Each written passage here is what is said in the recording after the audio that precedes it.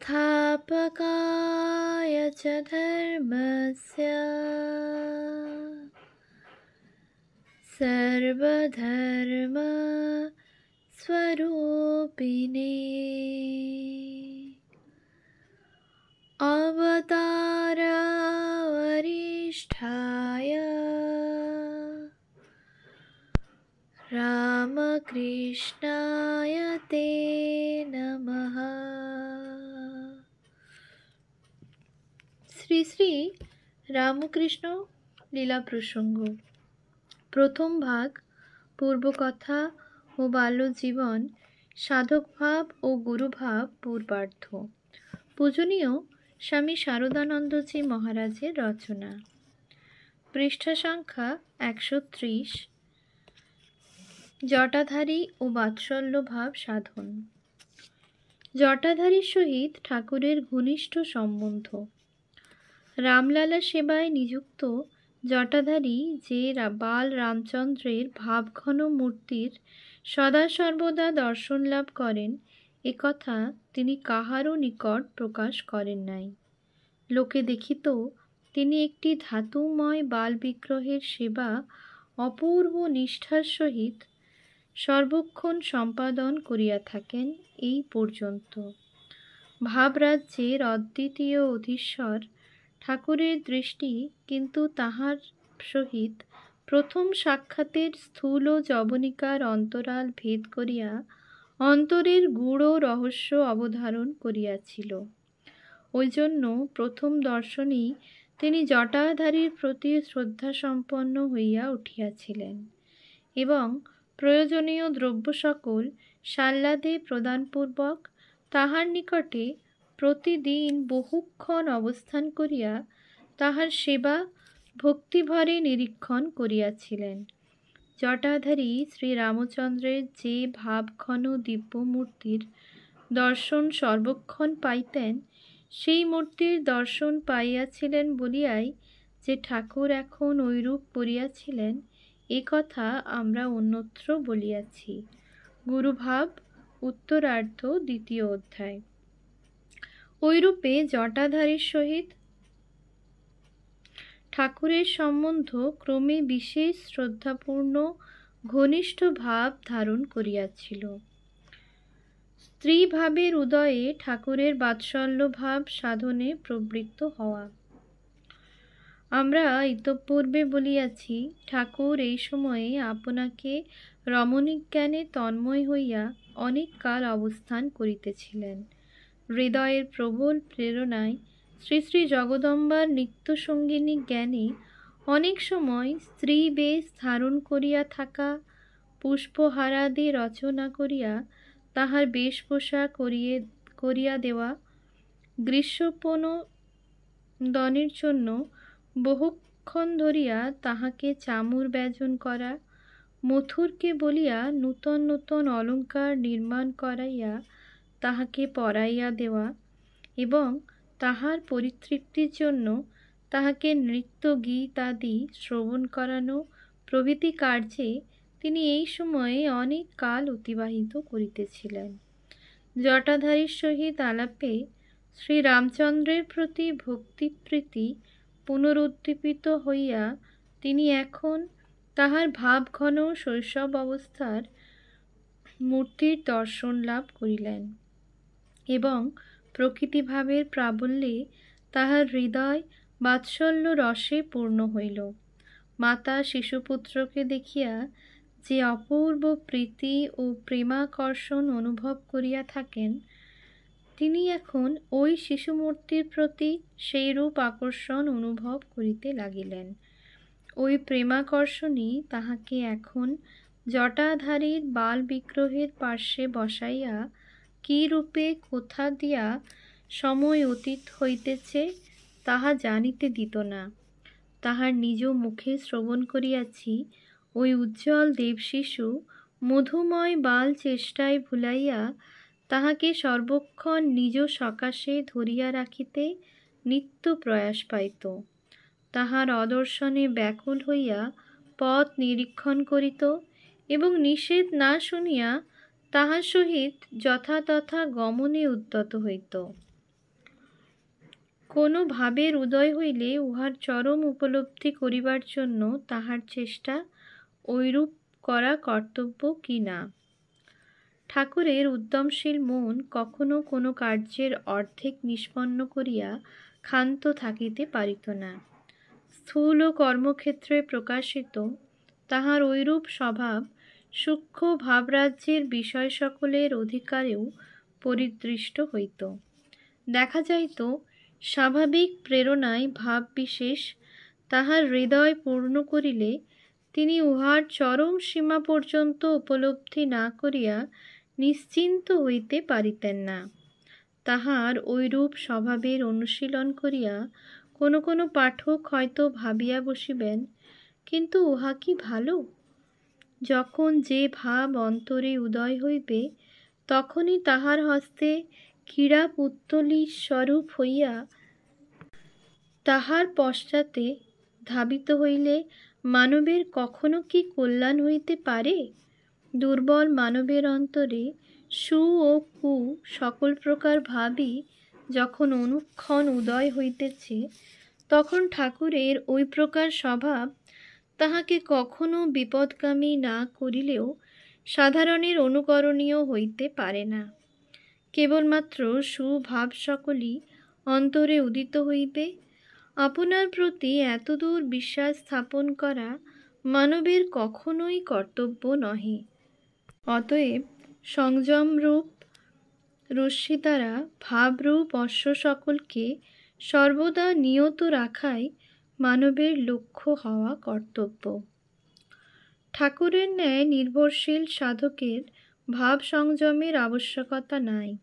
উহার কারণ পূর্বোক্ত কথা যুক্তিযুক্ত বলিয়া স্বীকার করিলেও উত্তরে আমাদিগের কিছু বক্তব্য আছে। কাম কাঞ্চন নিবদ্ধ দৃষ্টি ভোগলোলুপ মানব মনের আপনার প্রতি অতদূর বিশ্বাস স্থাপন করা কখনো কর্তব্য নহে, একথা অস্বীকার করিবার উপায় নাই। অতএব ইতর সাধারণ মানবের পক্ষে ভাব সংযমের আবশ্যকতা বিষয়ে কোনরূপ সন্দেহের উত্থাপন করা নিতান্ত অদূরদৃষ্টি ব্যক্তিরই সম্ভবপর। কিন্তু বেদ আদি শাস্ত্রে আছে, ঈশ্বর কৃপায় বিরল কোনো কোনো সাধকের নিকট সংযম নিঃশ্বাস প্রশ্বাসের ন্যায় সহজ ও স্বাভাবিক হইয়া দাঁড়ায়। তাহাদিগের মন তখন কামকাঞ্চনের আকর্ষণ হইতে এককালে মুক্তিলাভ করিয়া কেবলমাত্র সুভাবসমূহের নিবাসভূমিতে পরিণত হয়।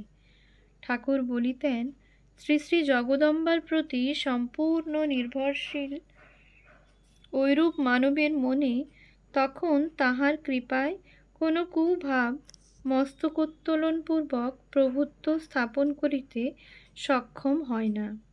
মা শ্রী শ্রী জগদম্বা তাহার পা কখনো বেতালে পড়িতে দেন না। ঐরূপ অবস্থাপন্ন মানব তৎকালে অন্তরের প্রত্যেক মনোভাবকে বিশ্বাস করিলে তাহার দ্বারা কিছুমাত্র অনিষ্ট হওয়া দূরে থাকুক, অপরের বিশেষ কল্যাণই সংসাধিত হয়। কারণ দেহাভিমান বিশিষ্ট যে ক্ষুদ্র আমিত্বের প্রেরণায় আমরা স্বার্থপর হইয়া জগতের সমগ্র ভোগ সুখাধিকার লাভকেও পর্যাপ্ত বলিয়া বিবেচনা করি না, অন্তরের সেই ক্ষুদ্র আমিত্ব ঈশ্বরের বিরাট আমিত্বে চিরকালের মতো বিসর্জিত হওয়ায় ঐরূপ মানবের পক্ষে স্বার্থসুখ অন্বেষণ তখন এককালে অসম্ভব হইয়া ওঠে। সুতরাং বিরাট ঈশ্বরের সর্বকল্যাণকরী ইচ্ছাই ওই মানবের অন্তরে তখন অপরের কল্যাণ সাধনের জন্য বিবিধ মনোভাবরূপে সমুদিত হইয়া থাকে। অথবা ঐরূপ অবস্থাপন্ন সাধক তখন আমি যন্ত্র তুমি যন্ত্রী একথা প্রাণে প্রাণে অনুক্ষণ প্রত্যক্ষ করিয়া নিজ মনোগত ভাব সকলকে বিরাট পুরুষ ঈশ্বরেরই অভিপ্রায় বলিয়া স্থির নিশ্চয় করিয়া উহাদিগের প্রেরণায় কার্য করিতে কিছুমাত্র সংকুচিত হন না। ফলেও দেখা যায় তাহাদিগের ঐরূপ অনুষ্ঠানে অপরের মহৎ কল্যাণ সাধিত হইয়া থাকে। ঠাকুরের ন্যায় অলোক সামান্য মহাপুরুষদিগের উক্তবিধ অবস্থা জীবনের অতি প্রত্যুষেই আসিয়া উপস্থিত হয়। সেই জন্য ঐরূপ পুরুষদিগের জীবন ইতিহাসে আমরা তাহাদিগকে কিছুমাত্র যুক্তিতর্ক না করিয়া নিজ নিজ মনোগত ভাব সকলকে পূর্ণভাবে বিশ্বাসপূর্বক অনেক সময় কার্যে অগ্রসর হইতে দেখিতে পাইয়া থাকি। ঐরূপ সাধক নিজ শরীর ত্যাগের কথা জানিতে পারিয়াও উদ্বিগ্ন হন না, ওই বিষয়ে দৃষ্টান্ত। বিরাট ইচ্ছাশক্তির সহিত নিজ ক্ষুদ্র ইচ্ছাকে সর্বদা অভিন্ন রাখিয়া তাহারা মানব সাধারণের মন বুদ্ধির অবিষয়ীভূত বিষয় সকল তখন সর্বদা ধরিতে বুঝিতে সক্ষম হয়েন, কারণ বিরাট মনে সূক্ষ্ম ভাবাকারে ওই সকল বিষয় পূর্ব হইতে প্রকাশিত থাকে। আবার বিরাট ইচ্ছার সর্বদা সম্পূর্ণ অনুগত থাকায় তাহারা এতদূর স্বার্থ ও ভয়শূন্য হয়েন যে কিভাবে কাহার দ্বারা তাহাদিগের ক্ষুদ্র শরীর মন ধ্বংস হইবে তদ্বিষয় পর্যন্ত পূর্ব হইতে জানিতে পারিয়া ওই বস্তু ব্যক্তি ও বিষয় সকলের প্রতি কিছুমাত্র বিরাগ সম্পন্ন না হইয়া পরম প্রীতির সহিত ওই কার্য সম্পাদনে তাহাদিগকে যথাসাধ্য সাহায্য করিয়া থাকেন। কয়েকটি দৃষ্টান্তের এখানে উল্লেখ করিলেই আমাদের কথা পাঠকের হৃদয়ঙ্গম হইবে। দেখো, শ্রীরামচন্দ্র জনকতনয়া সীতাকে নিষ্পাপা জানিয়াও ভবিতব্য বুঝিয়া তাহাকে বনে বিসর্জন করিলেন। আবার প্রাণাপেক্ষা প্রিয় অনুজ লক্ষ্মণকে বর্জন করিলে নিজ লীলা সংবরণ অবশ্যম্ভাবী বুঝিয়াও ওই কার্যের অনুষ্ঠান করিলেন। শ্রীকৃষ্ণ যদুবংশ ধ্বংস হইবে পূর্ব হইতে জানিতে পারিয়াও তৎপ্রতিরোধে বিন্দুমাত্র চেষ্টা না করিয়া যাহাতে ওই ঘটনা যথাকালে উপস্থিত হয় তাহারই অনুষ্ঠান করিলেন।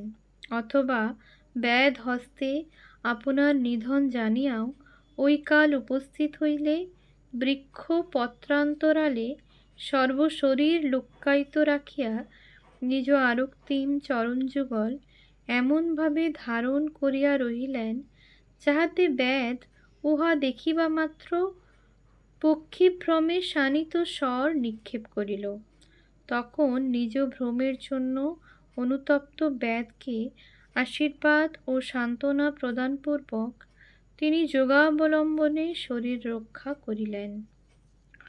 মহামহিম বুদ্ধ চণ্ডালের আতিথ্য গ্রহণে পরিনির্বাণ প্রাপ্তির কথা পূর্ব হইতে জানিতে পারিয়াও উহার স্বীকারপূর্বক আশীর্বাদ ও সান্ত্বনার দ্বারা তাহাকে অপরের ঘৃণা ও নিন্দাবাদের হস্ত হইতে রক্ষা করিয়া উক্ত পদবীতে আড়ূঢ় হইলেন। আবার স্ত্রী জাতিকে সন্ন্যাস গ্রহণে অনুমতি প্রদান করিলে তৎপ্রচারিত ধর্ম শীঘ্র কলুষিত হইবে জানিতে পারিয়াও মাতৃশ্বাসা আর্যা গৌতমীকে প্রবজ্জা গ্রহণের আদেশ করিলেন। ঈশ্বরাবতার ঈশা তাহার শিষ্য যুদা তাহাকে অর্থলোভে শত্রুহস্তে সমর্পণ করিবে এবং তাহাতেই তাহার শরীর ধ্বংস হইবে, এ কথা জানিতে পারিয়াও তাহার প্রতি সমভাবে স্নেহ প্রদর্শন করিয়া আজীবন তাহার কল্যাণ চেষ্টায় আপনাকে নিযুক্ত রাখিলেন। ওম শান্তি শান্তি শান্তি। হরি ওম তৎসৎ। শ্রীরামকৃষ্ণার্পণমস্তু।